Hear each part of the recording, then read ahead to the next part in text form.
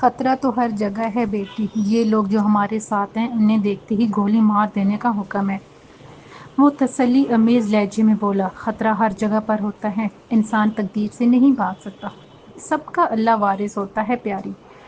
وہ اس سے پیار کرتے ہوئے بولا اور موقع ملتے ہی درختوں کے جھنڈ میں غائب ہو گیا۔ یہ کرم الہی کہاں چلا گیا؟ کافی دیر بعد اس سے غائب پا کر کاشی نے استفسار کیا، وہ تو کب کا چلا گیا؟ پیاری بولی، وکی بھائی اور آپی سارا کے پیچھے۔ کاشی کچھ نہیں بولا، بس اس کی تشویش زدہ آنکھوں میں نمی تیرنے لگی تھی۔ ادھر آ جاؤ پیاری، میرے ساتھ رہو، وہ اس کے سر پر ہاتھ رکھتے ہوئے بولا۔ وہ بھی عطاؤ سے متعلق سوچ رہا تھا، کیونکہ اس سے بھی اندازہ ہو گیا تھا کہ وہ ان کا تعاقب ترک کر کے کرموں کی حویلی کی طرف چلا گیا ہوگا، اور بالکل ایسا ہی تھا۔ عطاؤ بہت دیر تک حویلی کے سامنے اپنی آنکھیں جمائے بیٹھا رہا، مگر اسے کسی قسم کی نقل و حرکت کا احساس نہیں ہوا۔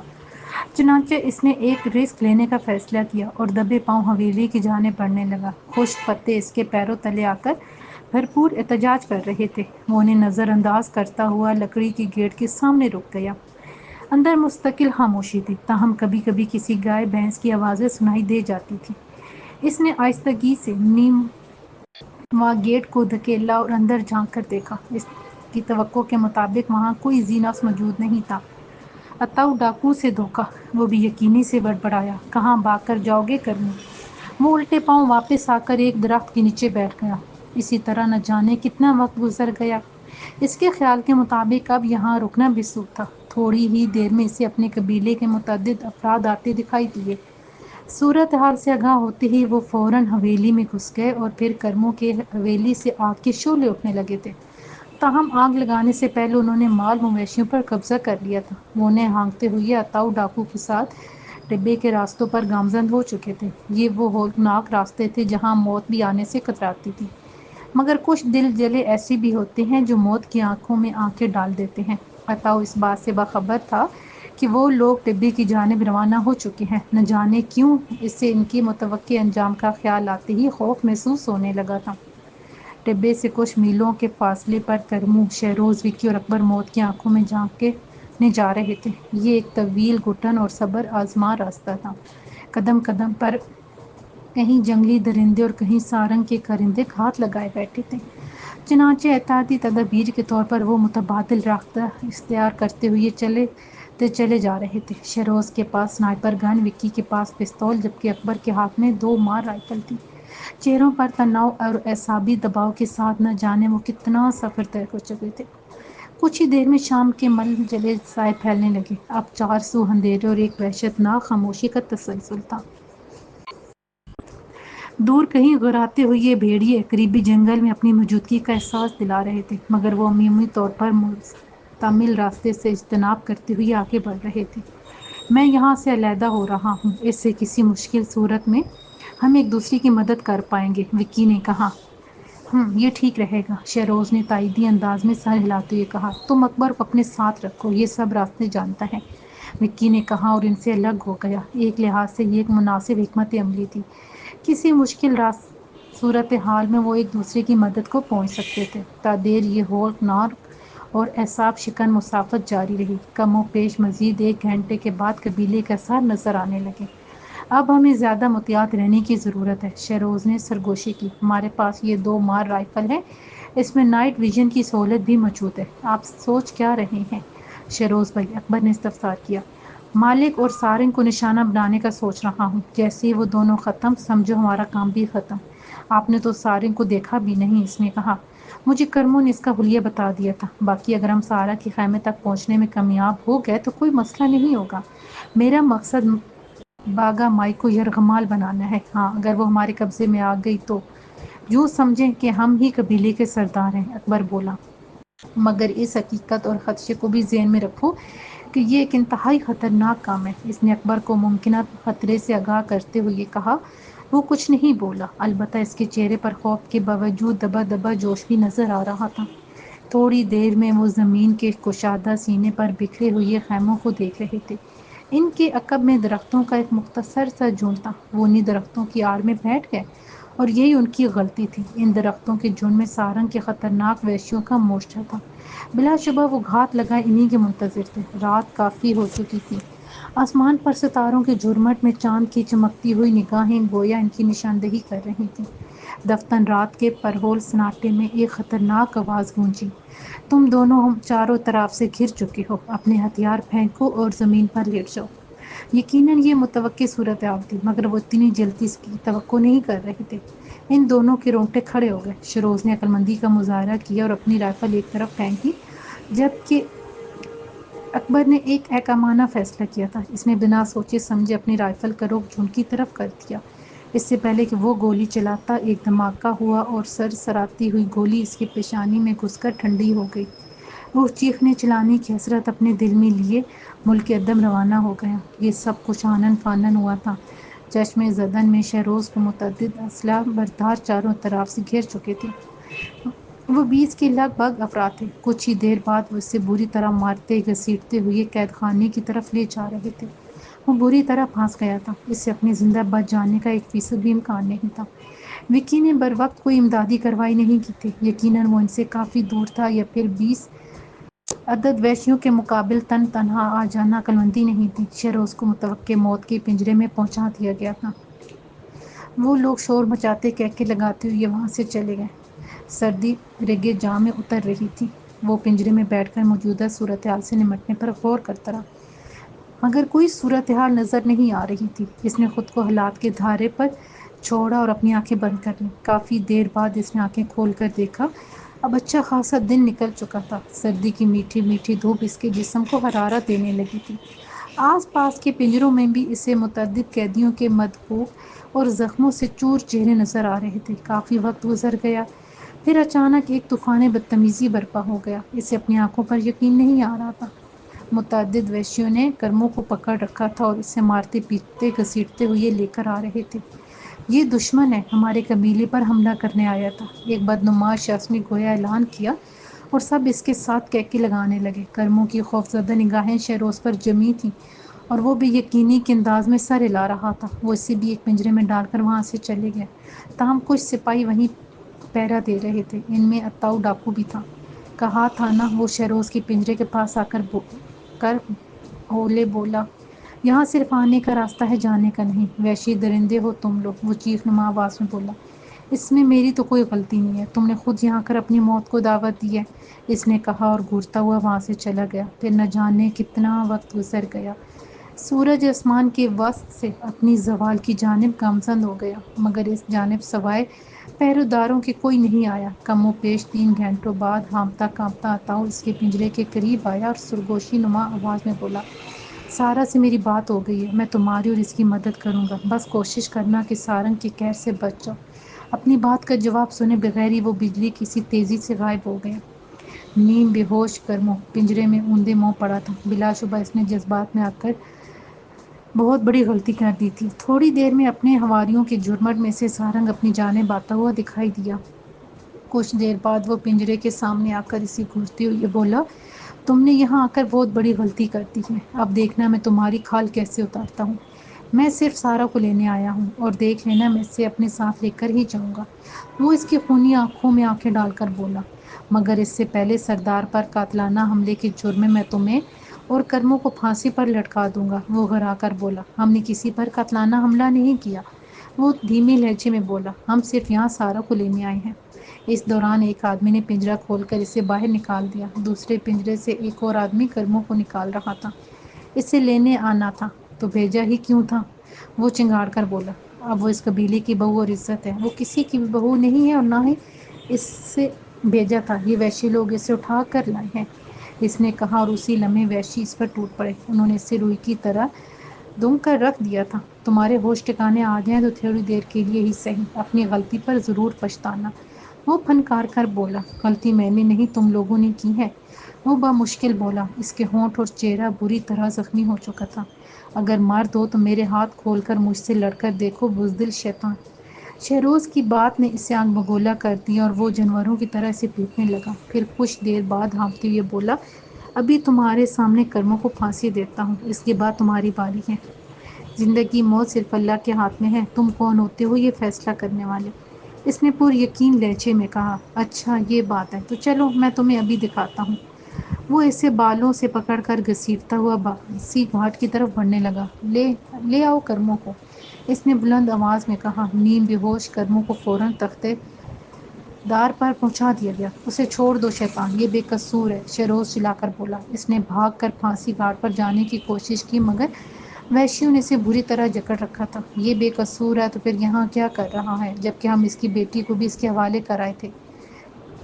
کتے سے بھی بدتر موت مرو گے تم، وہ چیخ نما آواز میں بولا۔ پہلے تم تو مرو، میری فکر مت کرو، اب کرموں کی موت کا نظارہ دیکھو۔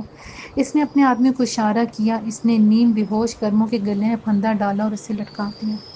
تم نے بہت بڑا ظلم کیا ہے، بے قصور تھا، کمینے انسان، شیروز چیخا، مگر اس کی بات پر کسی نے توجہ نہیں دی۔ تمام وحشی بلند آواز میں چیختے ہوئے شور مچا رہے تھے۔ کچھ دیر بعد کرموں کے بے جان وجود کو اتار کر پھینک دیا گیا۔ اب اس کی باری ہے، اسے لے کر آؤ، وہ بولا اور اسے کھینچتے ہوئے تختہ دار پر لے گئے۔ سارنگ، یہاں کیا ہو رہا ہے؟ اچانک باگا مائی کی آواز گونجی اور سب کے سب پتھر کے مجسموں کی طرح ساکت رہ گئے۔ مجمع کو چیرتے ہوئے باگا مائی اور مالک کے آگے بڑھتے چلے آ رہے تھے۔ یہ کون ہے سارنگ؟ قریب پہنچ کر مالک نے استفسار کیا۔ مالک، یہ مالکن کا ساتھی ہے، اس نے مسلح آدمیوں کے ساتھ قبیلے پر حملے کا منصوبہ بنایا تھا، مگر ہم نے عین موقع پر اسے اور کرموں کو پکڑ لیا۔ ان کا ایک ساتھی مارا گیا ہے، ان کے پاس خطرناک اسلحہ تھا۔ صورتحال کے پس منظر میں شیروز کا جرم ثابت ہو گیا تھا۔ باگا مائی بے یقینی سے زمین پر پڑی ہوئی کرموں کی لاش کو دیکھ رہی تھی، جبکہ مالک کی قہربار نگاہیں شیروز پر جمی ہوئی تھیں۔ ٹھیک ہے سارنگ، اگر ایسا ہے تو اس پر رحم نہیں کیا جانا چاہیے، مالک نے کہا اور مستفسرانہ نگاہوں سے باگا مائی کی طرف دیکھنے لگا۔ کیا یہ سچ ہے؟ وہ وحشیوں سے مخاطب ہوئی۔ بالکل ایسا ہی ہوا تھا باگا مائی، تم ایک حملہ آور کی لاش اور ان سے برآمد کیا گیا خطرناک اسلحہ بھی دیکھ سکتی ہو۔ مجمع میں سے ایک آدمی چلا کر بولا، دیگر سب اس کی تائید کر رہے تھے۔ یہ جھوٹ بول رہے ہیں باگا مائی، شیروز نے چلا کر کہا۔ یہ سب سارنگ کے آدمی ہیں، اگر ایسا ہے تو تم یہاں کیا لینے آئے تھے؟ باگا مائی مستفسر ہوئی۔ میں سارا کو لینے آیا تھا۔ اس سے پہلے کہ اس کی بات مکمل ہوتی، مالک نے اس کے سر اور چہرے پر گھونسوں کی بارش کر دی۔ بکواس کرتا ہے بدذات، میری بیوی کا نام لیتا ہے، وہ گھرا کر بولا، مگر کچھ کہنے سے پہلے ہی عالم بے ہوشی میں شیروز کا سر ایک جانب جھول گیا تھا۔ کچھ ہی دیر بعد سارا دایاں ماں کی قیادت میں قید خانے کی طرف جا رہی تھی۔ اب اسے پہرے دار نے بھی روکنے کی جرات نہیں کی۔ اچھا خاصا دن نکل آیا تھا، قبیلے کے لوگ اپنے اپنے کاموں میں مصروف تھے، تاہم ان دونوں کو دیکھ کر وہ تعظیم و سلام کرنا نہیں بھولے تھے۔ کم و بیش 20 کوس چلنے کے بعد وہ ایک نشیبی جگہ پر پہنچ گئے۔ اس عمر میں بھی دایاں ماں کی پھرتی پر جوان لڑکی کا گمان ہوتا تھا۔ وہ کسی ہرنی کی طرح کلانچیں بھرتی ہوئی اس سے آگے بھاگتی چلی جا رہی تھی۔ یہ بلند و بالا اور گھنے درختوں کا ایک جھنڈ تھا، جس کے چاروں طرف میں خاردار لکڑیوں کی بار لگا دی گئی تھی۔ جا بجا خطرناک شکلوں والے گن بردار انتہائی مستعد اور چاق و چوبند کھڑے تھے۔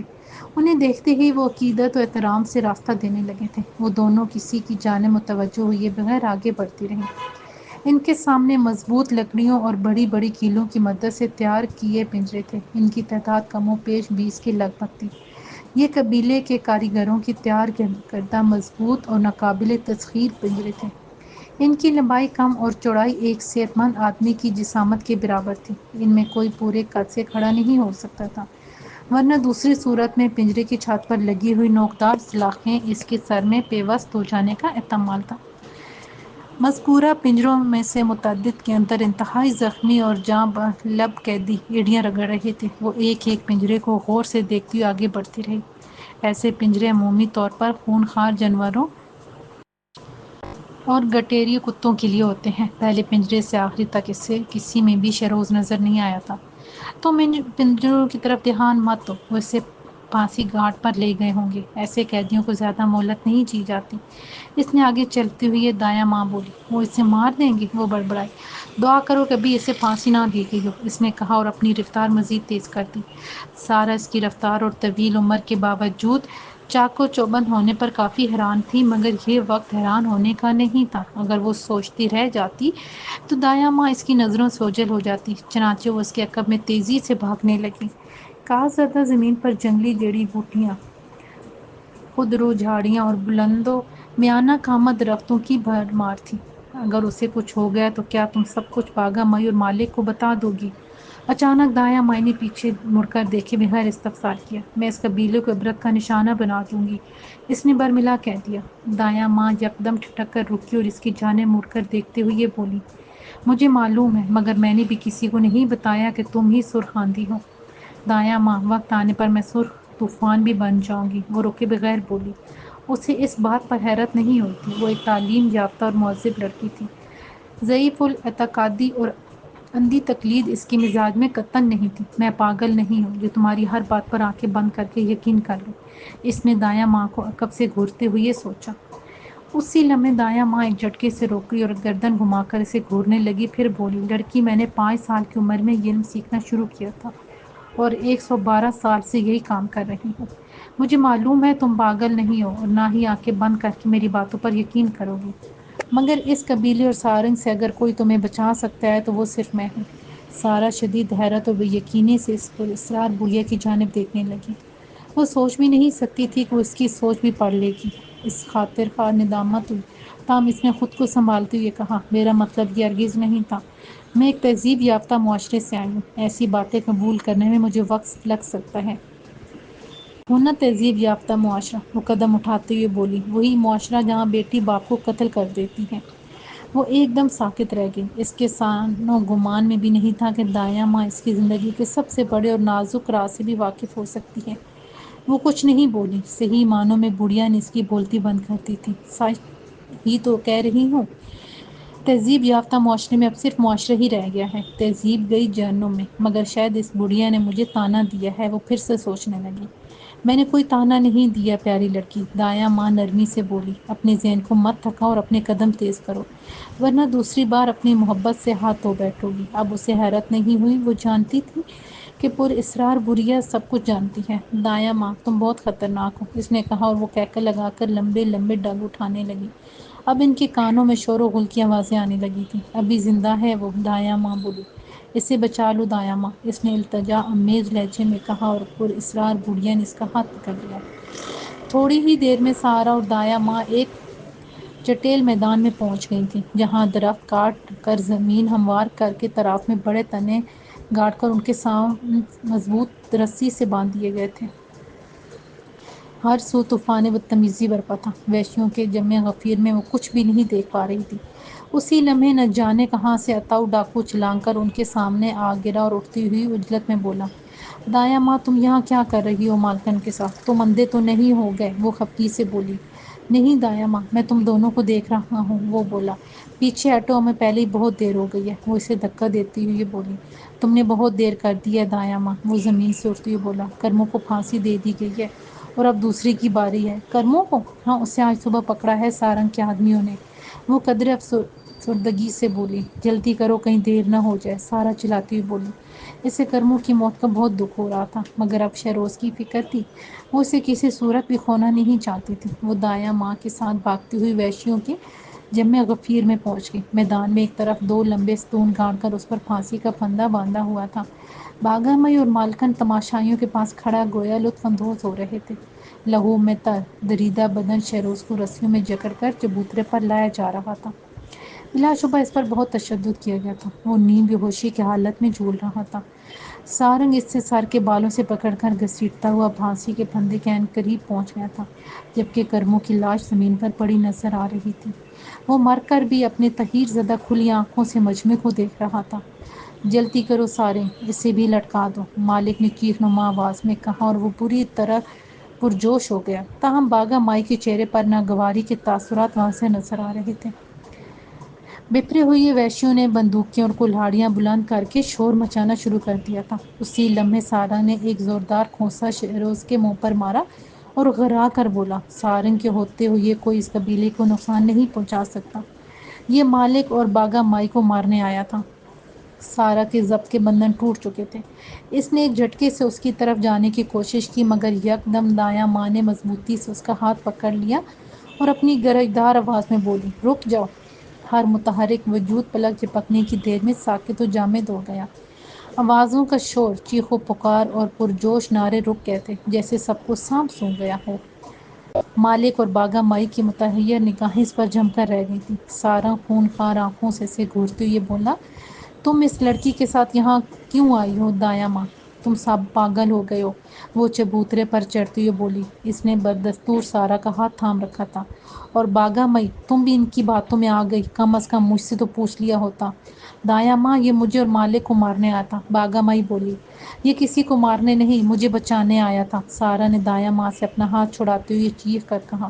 تم خاموش ہو جاؤ لڑکی، سارنگ دھاڑا۔ اگر مالک تم سے شادی کا خواہش مند نہ ہوتا تو تمہیں بھی آج اس لڑکے کے ساتھ لٹکا دیا جاتا۔ اسے کچھ نہ کہو سارنگ، یہ میری بیوی ہے۔ مالک کے آگے بڑھتے ہوئے بولا۔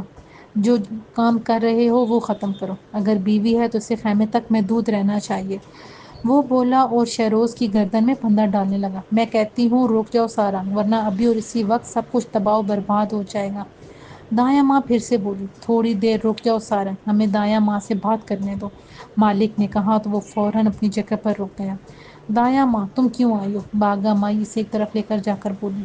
یہ لڑکا بندوق لے کر قبیلے میں آ رہا تھا باگا مائی، جو میں دیکھ رہی ہوں تم نہیں دیکھ سکتی۔ اس لڑکے کو چھوڑو اور مالک کے ساتھ واپس قبیلے چلو۔ یہ نہیں ہوگا، دور کھڑا ہوا سارنگ چنگھاڑ کر بولا۔ دایا ماں بوڑھی ہو گئی ہے، اس کی عقل نے کام کرنا چھوڑ دیا ہے۔ تمہاری عقل نے کام کرنا چھوڑ دیا ہے سارا۔ سارا نے اس کے قریب پہنچ کر سرگوشی کی۔ اسے چھوڑ دو ورنہ میں ابھی باگا مائی کو بتاؤں گی کہ میں نے دایا ماں کے پراسرار آئینے میں کیا دیکھا تھا۔ کیا دیکھا تھا تم نے؟ وہ ایک لمحے کے لیے جوز بوز ہوتے ہوئے بولا۔ میں نے ایک بھیڑیا دیکھا تھا جو معصوم بھیڑوں کے پیچھے بھاگ رہا تھا، پھر اس کی شکل تم جیسی ہو گئی، اور وہ معصوم بھیڑیں قبیلے کی وہی لڑکیاں تھیں جنہیں تم نے مار ڈالا۔ یہ الفاظ سارنگ کے سر پر بم کی طرح پھٹے تھے۔ وہ تھوک نگلتی ہوئے بولا۔ جانتی بھی ہو تم کیا کہہ رہی ہو؟ سارنگ سے دشمنی تمہیں بہت مہنگی پڑے گی۔ یہ تو اب وقت ہی بتائے گا کہ کس کی دشمنی کس کو مہنگی پڑنے والی ہے، وہ گھرا کر بولی۔ میں کرم الہی کی موت رائگاں نہیں جانے دوں گی۔ میں ان لڑکیوں کی طرح ترنوالا نہیں ہوں، میں ہڈی کی طرح تمہارے گلے میں اٹک جاؤں گی۔ سب میری بات کان کھول کر سن لو۔ اچانک دایا ماں کی آواز گونجی۔ بے شک سارنگ میرا بیٹا ہے، مگر یہ میرے علم کو بالکل بھی نہیں جانتا۔ تم لوگوں کو آج کسی ایک کو چننا ہوگا۔ یہ کیا کہہ رہی ہو دایا ماں؟ سارنگ اس کی طرف بڑھتی ہوئی بولا۔ دور رہو مجھ سے، وہ چلا کر بولی۔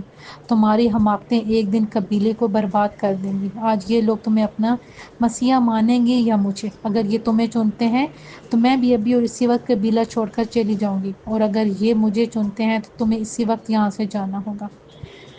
مجمع یوں چپ ہو گیا تھا جیسے سب کی روحیں قفس عنصری سے پرواز کر چکی ہوں۔ سانسیں تو کیا دل کی دھڑکنیں تک تھم گئی تھیں۔ سارنگ پھٹی پھٹی آنکھوں سے دایا ماں کی طرف دیکھ رہا تھا۔ دایا ماں، یہ تم کیا کہہ رہی ہو؟ مالک نے کہا۔ ٹھیک ہے، ہم یہ سزا روک رہے ہیں، باگا مائی نے فوراً آگے آ کر کہا۔ باقی سارنگ اور تمہارا فیصلہ قبیلے میں جا کر ہوگا، کیونکہ یہاں سب لوگ موجود نہیں ہیں۔ ٹھیک ہے، میں تمہیں صرف ایک رات کا وقت دیتی ہوں، کل دوپہر سے پہلے سارنگ یا مجھے اس قبیلے سے جانا ہوگا۔ اس نے فیصلہ کن لہجے میں کہا اور سارا کا ہاتھ پکڑ کر چبوترے سے اترنے لگی۔ وہ اس لڑکے کو بھی قبیلے میں لے آؤ، میں اس کا علاج خود کروں گی۔ کرموں کو عزت کے ساتھ دفنانے کا بندوبست بھی کیا جائے، اور کرموں کے قاتل کو سزا بھی جرگے میں ہی سنائی جانی چاہیے۔ سارا نے لقمہ دیا۔ بالکل ایسا ہی ہوگا، دایا ماں نے کہا۔ سارنگ سر جھٹکتا ہوا چبوترے سے اتر گیا۔ مالک کی ہدایت پر اتاؤ شہروز کو قبیلے لے جا رہا تھا، جبکہ دوسرے آدمی کرموں کی لاش اٹھا رہے تھے۔ جیسے تیسے وہ رات گزر گئی۔ شہروز دایا ماں کے خیمے میں تھا اور وہ تن دہی سے اس کا علاج کر رہی تھی۔ باگا مائی نے رات بھر سارا سے کوئی بات نہیں کی تھی۔ جواباً اس نے بھی بجھی آنکھ میں پھونکے مارنے کی کوشش نہیں کی۔ اس نے چند لقمے زہر مار کیے اور لیٹ گئی۔ وہ جانتی تھی کہ شہروز کی موجودگی کی وجہ سے اسے دایا ماں کے خیمے میں جانے کی اجازت نہیں دی جائے گی، چنانچہ اس نے بھی اصرار نہیں کیا اور بوسیدہ سے بستر میں سر دے کر لیٹ گئی۔ کرموں کی موت کا اسے بھی بہت زیادہ صدمہ تھا، مگر جو مر چکا اس کے لیے سوائے افسوس اور دعا کے وہ کچھ بھی نہیں کر سکتی تھی۔ البتہ وہ اس پر توڑے گئے مظالم، اس کی اذیت ناک موت اور شہروز پر کیے گئے تشدد کا انتقام لینے کا تہیہ کیے بیٹھی تھی۔ اگلی صبح اسرار کے دبیز پردوں سے بہت کچھ ظہور پذیر ہونے جا رہا تھا، چنانچہ دوسرے لوگوں کی طرح اس نے بھی وہ رات بیتابی کے عالم میں گزاری تھی۔ بالآخر کفر ٹوٹا خدا خدا کر کے۔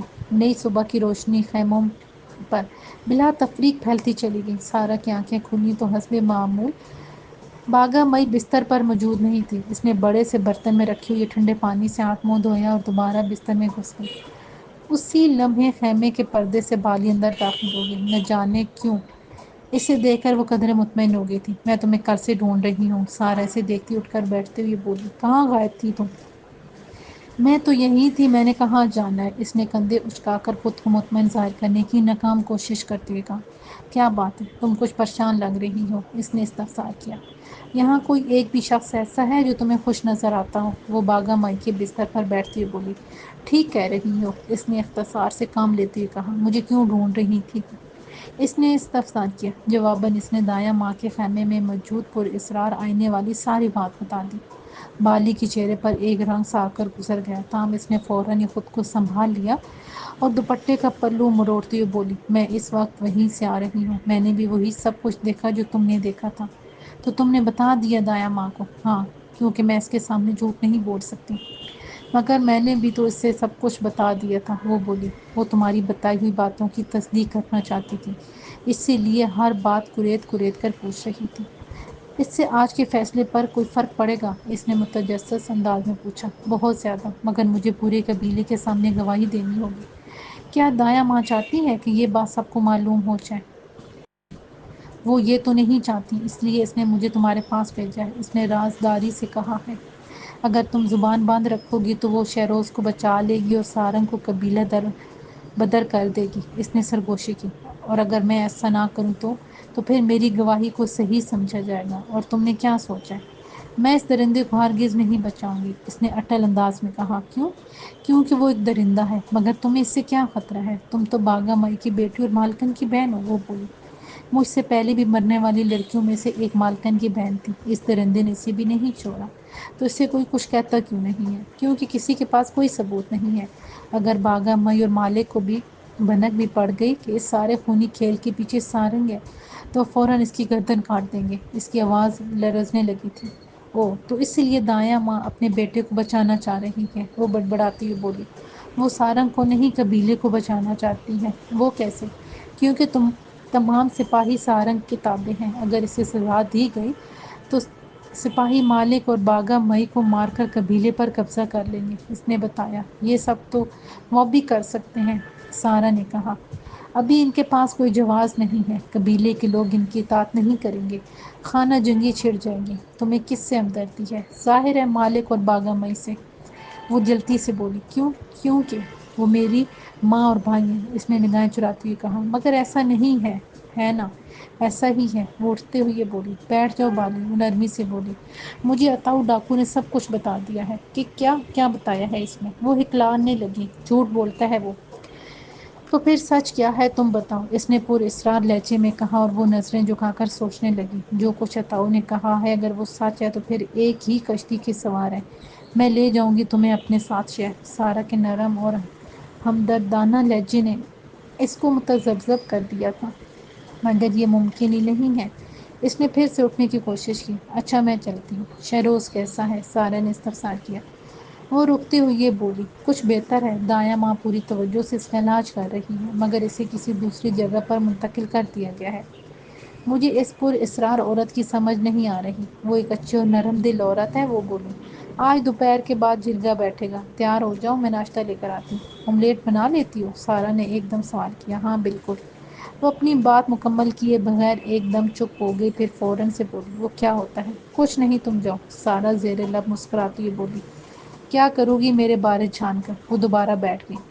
تمہیں اپنے ساتھ لے جاؤں گی۔ تمہیں کیوں لگتا ہے کہ تم یہاں سے چلی جاؤ گی؟ کیونکہ میں جاننا چاہتی ہوں اور تم جانا نہیں چاہتی، اس نے کہا۔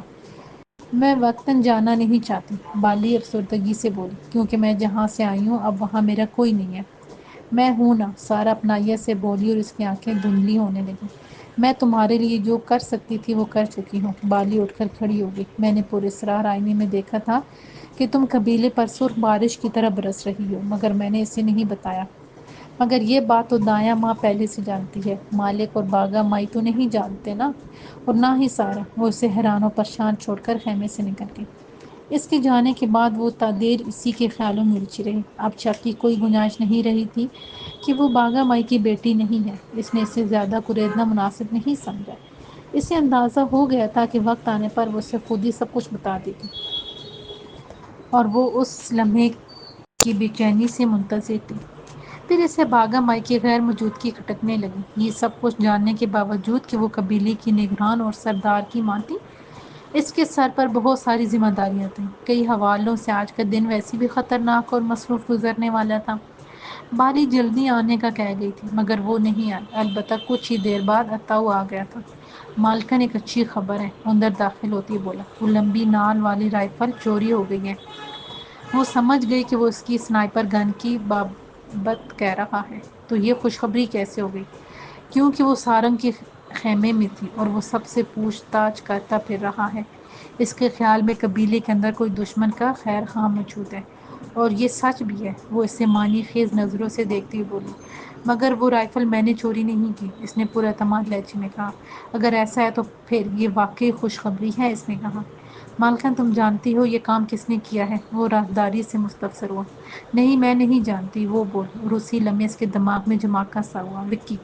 وہ مسکراتے ہوئے بڑبڑائی۔ مالکن، تم ٹھیک کہہ رہی ہو، مجھے بھی یہ کام وکی کا ہی لگتا ہے، وہ بولا، اور یہی وہ لمحہ تھا جب بالی ناشتہ کا تھال پکڑے اندر داخل ہو گئی۔ اچھا مالکن، میں چلتا ہوں۔ وہ بالی کو دیکھتی باہر نکل گیا۔ یہ کیا کہہ رہا تھا؟ یہ وکی کون ہے؟ بالی اس کے سامنے تھال رکھتی مستفسر ہوئی۔ پتہ نہیں، اوٹ پٹانگ بولتا رہتا ہے، تم جانتی تو ہو اسے؟ وہ چائے کی پیالی کو حیرت سے دیکھتی ہوئی بولی۔ یہ لوگ کرموں کی حویلی سے چینی چائے اور اس کی بھینسیں بھی لے آئے تھے، شاید قدرت نے تمہارے لیے چائے کا بندوبست کرنا تھا۔ وہ اس کی حیرت کو بھانپتی ہوئی بولی۔ کرموں کے نام پر سارا پھر سے دکھی ہو گئی۔ پھر بولی، اور تم نے چائے بنا ڈالی؟ ہاں، مجھے بھی اس کی بہت عادت تھی، اس نے کہا، جو یہاں آ کر چھوٹ گئے۔ تم بہت چالاک ہو، وہ ہنستی ہوئی بولی۔ سنا ہے وہ رائفل چوری ہو گئی ہے؟ اس نے بالی سے استفسار کیا، مگر اس کا جواب باغا مائی نے دیا تھا۔ وہ اندر داخل ہوتی ہے کہہ رہی تھی، تم نے ٹھیک سنا ہے، اور تم یہ بتاؤ کہ یہ کس کا کام ہے؟ مجھے کیا معلوم، وہ فوراً بول اٹھی۔ اچھا بالی، یہ گرم شربت مجھے بھی دو۔ اس نے چائے کی طرف اشارہ کیا، پھر سارا سے مخاطب ہوئی۔ میں نے رات کو ہی شہروز سے پوچھ تاچھ کر لی تھی، دایاں ماں بھی کہہ رہی ہے کہ وہ رات بھر بے ہوش رہا، تو پھر یہ چور کہاں سے آ گیا؟ یہ تو سارنگ ہی بتا سکتا ہے، اس نے کہا۔ یہ تم بھی بتا سکتی ہو، خیر اس پر بعد میں بات کریں گے۔ تم ناشتہ کر لو، ہم دایاں ماں کے پاس جا رہے ہیں۔ کچھ دیر بعد وہ اس کے ساتھ دایاں ماں کے پاس پہنچ گئی۔ اس کے خیمے میں لبان کی وہی مخصوص بو پھیلی ہوئی تھی۔ وہ اسی کی منقش چٹائی پر آلتی پالتی مارے بیٹھے گہرے مراقبے میں مستغرق تھی۔ اس کے بھید بھرے چہرے پر سنجیدگی اور پریشانی کے گہرے سائے لہرا رہے تھے۔ اضافی گدے پر بیٹھا مالک اسے ٹکٹکی باندھے دیکھ رہا تھا۔ باغا مائی اور سارا کو دیکھتے ہی وہ اٹھ کر کھڑا ہو گیا، تاہم اس نے کوئی بات نہیں کی۔ یہ اس کی گہری پریشانی اور سخت الجھن کی دلیل تھی۔ وہ دونوں گھاس زدہ زمین پر بچھی ہوئی تپال نما قالین پر بیٹھ گئی۔ شہروز کو خیمے میں نہ پا کر سارا کی الجھن اور پریشانی بڑھ گئی تھی۔ دایاں ماں کو گویا اس کی آمد کا متعلق احساس تک نہیں ہوا تھا۔ اسی طرح بہت زیادہ وقت گزر گیا۔ خیمے میں کشیدگی اور تناؤ کا ماحول تھا۔ مالک کی الجھی ہوئی نظریں بار بار سارا کی جانب اٹھ جاتی تھیں۔ بالآخر کئی لمحوں بعد دایاں ماں نے گہری سانس خارج کی اور اپنی سلگتی ہوئی آنکھیں سارا پر مرتکز کر دیں۔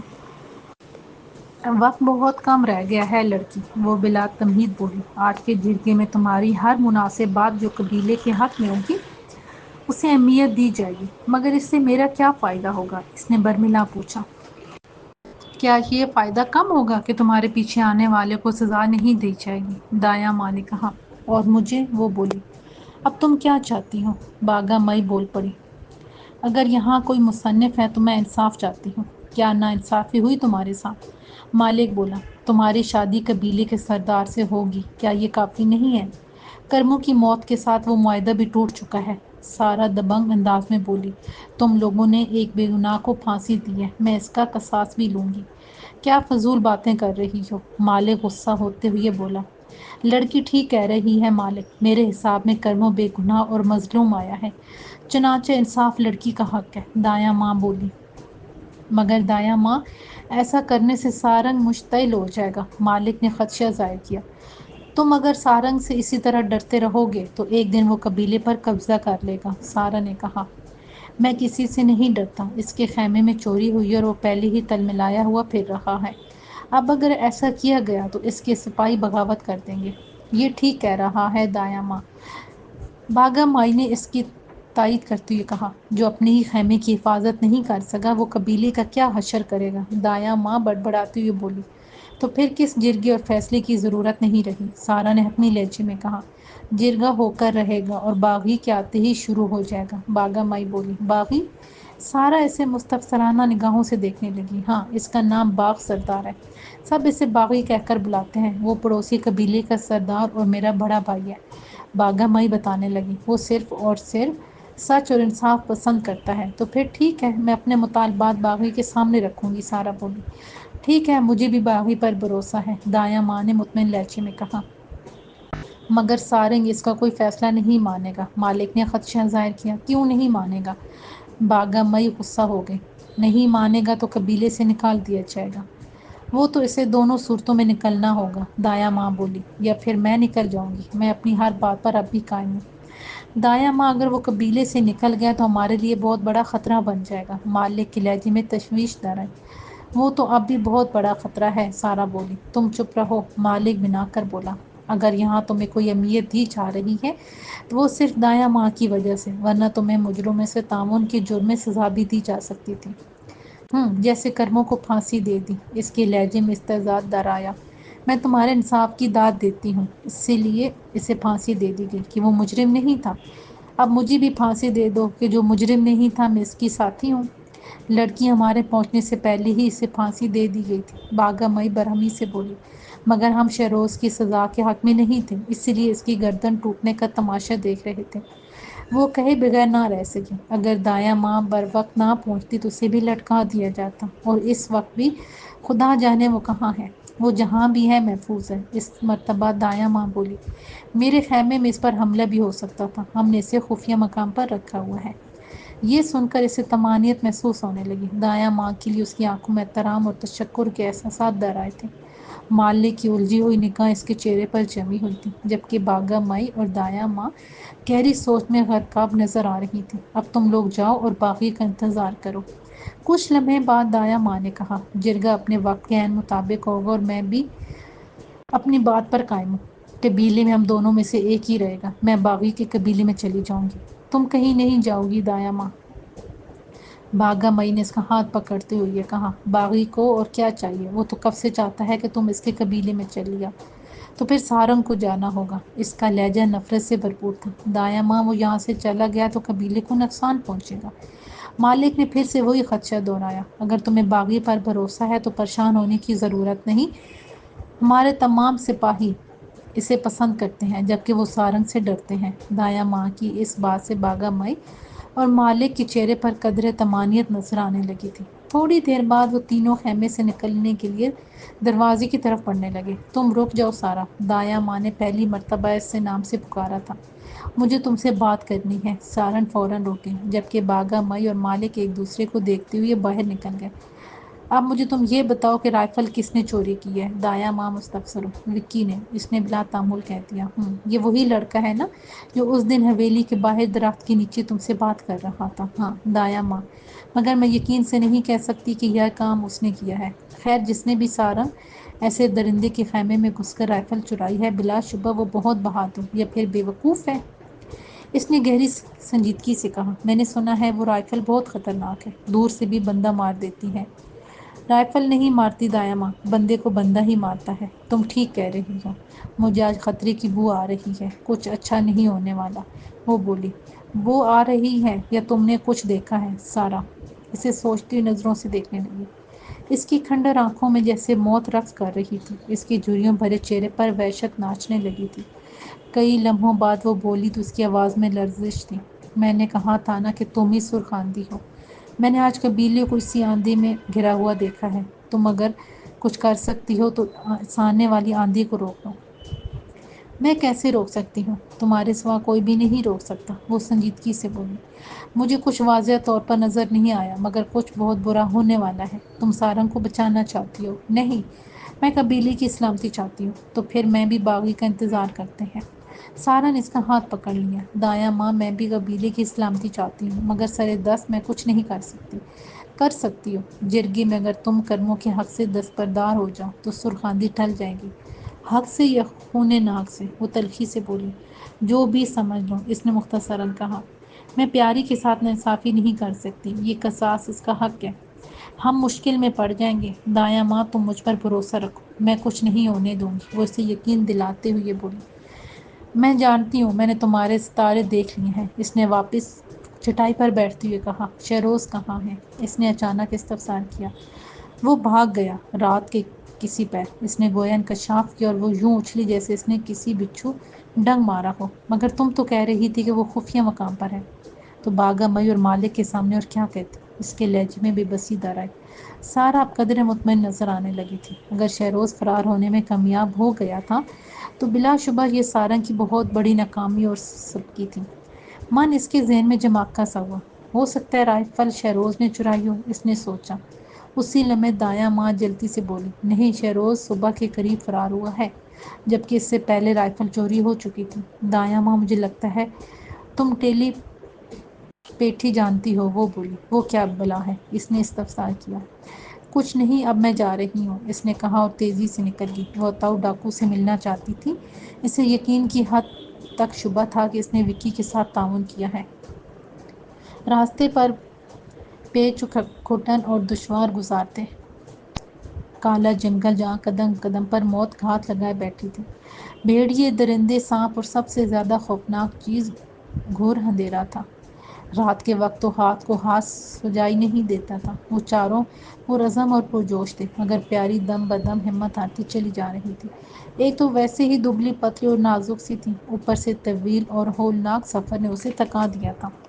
ان کے پاس کھانے کی مقدار کم پڑتی جا رہی تھی۔ پیاری نے سفر پر روانہ ہونے سے پہلے تندور کی روٹیاں اور کافی مقدار میں گڑ اور بھنے ہوئے چنے لے لیے تھے، جو ان کے کام آ رہا تھا۔ وہ مسلسل کئی گھنٹوں سے پیادہ چل رہے تھے۔ ایک رات گزر گئی تھی اور اب دوسری رات بھی کسی اسیب کی طرح پر تول رہی تھی۔ وہ سب اپنی اپنی سوچوں اور خیالوں میں الجھے ہوئے تھے۔ پیاری کرموں سے متعلق سوچ سوچ کر ہلکان ہو رہی تھی۔ نہ جانے کیوں صبح سے اس کا دل بیٹھا جا رہا تھا۔ اس وقت وہ بلند و بالا درختوں کے ایک جھنڈ میں سے گزر رہے تھے۔ قاسم اور کاشی اس کے شانہ بشانہ تھے، جبکہ جعفر عقب میں جدید رائفل تھامے چل رہا تھا۔ میرا دل صبح سے بہت پریشان ہے، پیاری نے اپنی باریک آواز میں کہا۔ پتہ نہیں، جیسے کچھ ہونے والا ہے یا ہو گیا ہے۔ وہ ٹھیک ہی تو کہہ رہی تھی، کہتے ہیں دل کا دل سے رابطہ ہوتا ہے، خون کی کشش سینکڑوں میل سے بھی محسوس ہوتی ہے، بشرطے کہ خون خالص ہو اور اس میں احساس، خلوص اور ہمدردی کے عناصر بھی شامل ہوں۔ یہی کیفیت پیاری کی تھی۔ اس کے دل کا رابطہ بھی کرموں کے دل سے تھا، مگر اب وہ دل ہمیشہ کے لیے بند ہو چکا تھا۔ چنانچہ وہ کرموں کی جانب سے کوئی کیفیت محسوس نہیں کر رہی تھی، بس اس کا دل گھبرا رہا تھا اور وہ جی بھر کے رونا چاہتی تھی۔ حوصلہ رکھو پیاری، سب ٹھیک ہو جائے گا، قاسم نے تسلی امیز لہجے میں کہا تو وہ روتے ہوئے بولی، پتہ نہیں کیوں مجھے لگ رہا ہے کہ ابا کے ساتھ کچھ ہو گیا ہے اور وکی بائی بھی مشکل میں ہے۔ وہ جن حالات میں گرے ہوئے ہیں ایسا ہی سوچا جا سکتا ہے، مگر ہمیں اللہ سے اچھی امید رکھنی چاہیے۔ کاشی اسے حوصلہ دیتے ہوئے بولا۔ یہ ٹھیک کہہ رہی ہے، عقب سے جعفر بولا۔ ڈبے والے وہاں کرملا ہی وکی اور شہروز کو ماریں گے اور ہم یہاں اس جنگل میں بھٹک بھٹک کر مر جائیں گے۔ کیسی باتیں کر رہے ہو تم؟ کاشی برہمی سے بولا۔ ایسا کچھ نہیں ہوگا، میں ٹھیک کہہ رہا ہوں، وہ ڈٹھائی سے بولا۔ چپ ہو جاؤ قاسم، اسے بولنے دو، کاشی نے کہا اور بدستور آگے بڑھتے رہے۔ وہ اس کے چڑچڑے پن کو سمجھ سکتے تھے۔ مسلسل سفر اور بے خوابی سے اسے مایوس کر دیا تھا۔ اوپر سے جنگل تھا کہ ختم ہونے کا نام ہی نہیں لے رہا تھا۔ وہ کافی دیر تک چلتے رہے۔ من اسے لاڈو کا خیال آیا اور اسے کال کرنے بیٹھ گیا۔ تم بھی کچھ دیر بیٹھ جاؤ، اس نے سب سے کہا اور ایک درخت کے تنے کے ساتھ ٹیک لگا لی۔ وہ سب زمین پر بیٹھے سستانے لگے تھے۔ ہاں لاڈو، کیسی ہو؟ اس نے کال ریسیو ہوتی کہا۔ میں ٹھیک ہوں، بہت دنوں بعد یاد کیا، اور وہ بھی وکی بھائی کے نمبر سے، وہ خوش ہوتے ہوئے بولی۔ ہاں، وکی کا موبائل فون میرے پاس ہے، تم بتاؤ کیا خبر نامہ ہے؟ خبر نامہ ٹھیک ہے، میں کئی دنوں سے کوشش کر رہی تھی مگر تم دونوں کا نمبر نہیں لگ رہا تھا۔ ایک خبر تو یہ ہے کہ میڈم سارا کو مردہ قرار دے دیا گیا ہے۔ گڈ، وہ پرجوش ہوتی بولی۔ گڈ، وہ غصے سے بولی۔ یہ گڈ نیوز ہے؟ نہیں، گڈ نیوز یہ ہے کہ وہ زندہ ہے اور ایک دن پہلے تک ہمارے ساتھ تھی، اس نے انکشاف کیا۔ ارے واہ، اب وہ کہاں ہے؟ یہ سب میں آ کر بتاؤں گا، اس نے کہا۔ تم لوگ آ رہے ہو؟ اس کے لہجے میں بھی یقینی دار ہے۔ ہاں نا، تم ہمیں ریسیو کرنے اور رہنے کا بندوبست کرو۔ ہو گیا بندوبست، اور کچھ؟ اور تم بتاؤ؟ میرے پاس وکی بھائی کو بتانے کے لیے ایک بہت بڑی خبر ہے، وہ رازداری سے بولی۔ مجھے بھی کچھ دن پہلے ہی معلوم ہوا ہے، مگر میں تصدیق کر رہی تھی۔ ایسی بھی کیا خبر ہے؟ وہ بھی متجسس ہو گیا۔ خبر یہ ہے کہ رابعہ کمال زندہ ہے۔ وہ یوں اچھلا جیسے کالے جنگل میں آگ لگ گئی ہو۔ قاسم، جعفر اور پیاری بھی اسے حیرت سے دیکھ رہے تھے کہ کیا کہہ رہی ہو تم لاڈو؟ 100% سچ، وہ پر یقین لہجے میں بولی۔ اور وہ خودکشی؟ وہ سب ڈرامہ تھا اسے رات معین سے بچانے کے لیے، اور یہ سب ابا نے کیا تھا۔ ابا؟ شوکت کانسٹیبل نے۔ اسے یقین نہیں آ رہا تھا کہ وہ اب کہاں ہے۔ یہ راز صرف ابا ہی جانتا ہے، اور اس نے مجھے اس لیے بتایا کہ اب خطرہ ٹل گیا ہے۔ رات معین قانون کی نظر میں آ گیا ہے۔ اس پر دہشت گردی کا الزام بھی لگے ہوئے ہیں۔ گرفتار ہوا یا نہیں؟ نہیں، مگر ڈی ایس پی فریہ اسے ڈھونڈ کر دم لے گی۔ وہ انڈر گراؤنڈ ہو گیا ہے۔ Good news. ٹھیک ہے، باقی باتیں مل کر کریں گے، اس نے کہا اور چند رسمی جملوں کے بعد کال منقطع کر دی۔ ایسا کیسا ہو سکتا ہے؟ قاسم نے بے یقینی سے بڑبڑایا، مگر کاشی کچھ بول نہیں پا رہا تھا۔ وہ وکی کو یہ خبر سنانے کے لیے بےتاب ہو رہا تھا۔ جو ٹبے ایسے خطرناک علاقے میں خونی حالات سے نبر آزما تھے۔ شہروز سے الگ ہوتے ہی وہ ایک متبادل راستے پر جا نکلا تھا۔